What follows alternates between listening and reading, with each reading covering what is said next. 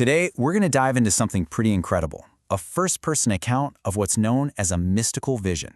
Now, these are intensely personal encounters with the divine that honestly are almost impossible to explain with everyday words. We're talking about a story that starts with judgment, moves to a desperate plea for mercy, and ends with an experience that completely blurs the line between the physical and the spiritual. It's a wild ride.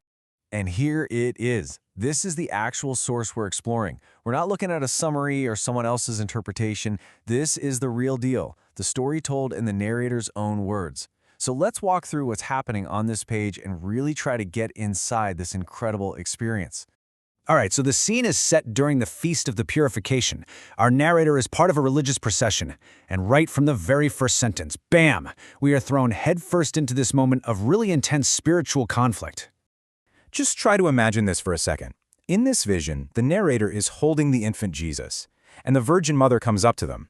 But she doesn't just ask for him back, she demands him, and she does it with a severe countenance. You can just feel the stern disapproval, right? It's like a divine judgment being passed with this cold, hard stare. So what's really crucial here is how our narrator takes this. They believe the Virgin Mother is angry with them, with their spiritual state, with their care of Jesus. This isn't just some external thing, it's a deep, personal feeling of failure. And this profound sense of unworthiness, it's actually a pretty common starting point in a lot of these historical, mystical accounts. So, feeling this just crushing weight of inadequacy, the narrator doesn't just give up. Instead, we get this huge turning point. They make this direct, almost desperate plea, but they don't try to defend themselves. Instead, they appeal to the very nature of who the Virgin Mother is. The argument here is just fascinating. They're basically saying, look, your whole identity is being a source of mercy and forgiveness through your Son, so how can you possibly deny me that right now? It's such a bold and powerful move, appealing directly to her most important theological role as a go-between for humanity. And you know what? It works. It completely flips the entire dynamic. This appeal to mercy triggers an immediate, dramatic change in the Virgin Mother's whole demeanor. This right here, this is the emotional heart of the whole vision. That face that was just described as severe is now seen as being full of the most consummate tenderness. It's a total 180.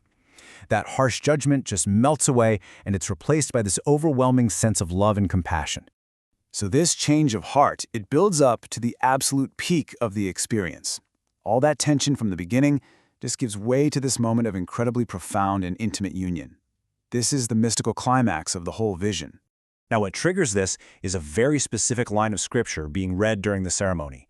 Peperate filium suum primogenitum. It's Latin for she brought forth her firstborn son. And this verse, which is so central to the Christmas story, it acts like a key, unlocking this physical manifestation of a divine embrace. At that very moment, the infant Jesus embraces the narrator. And just look at the sensory details here.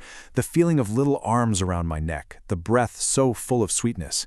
This is not some abstract idea of grace. It's described as a tangible, deeply personal, and incredibly intimate physical experience.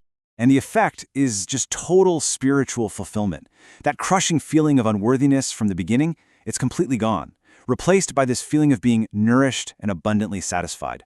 This whole story arc, from feeling worthless to being forgiven to this final union, it's a classic structure you see in mystical writing, representing a complete spiritual reset. So, after an experience that powerful, where do you go from there? I mean, what's the lasting impact? It doesn't just end with a good feeling. The vision actually fundamentally reshapes the narrator's inner desires and their spiritual goals from that point on. So these are the symbolic longings that come after the vision. The narrator now wants to be wrapped in swaddling clothes, to be dressed in innocence, to be held together by a belt of love. Now, these aren't just pretty words. They represent this deep, profound yearning to get back to a state of spiritual purity and humility, to, simply put, abound more in love. And this really brings us to a final, pretty big thought. When you read a historical account like this, one that's full of such vivid, almost otherworldly detail, it kind of pushes us to ask a bigger question. How do we make sense of powerful, subjective experiences that seem to exist beyond our normal vocabulary? This text is one person's incredible attempt to capture something that's almost impossible to describe, and it gives us this fascinating window into the power of faith and the mysteries of human consciousness.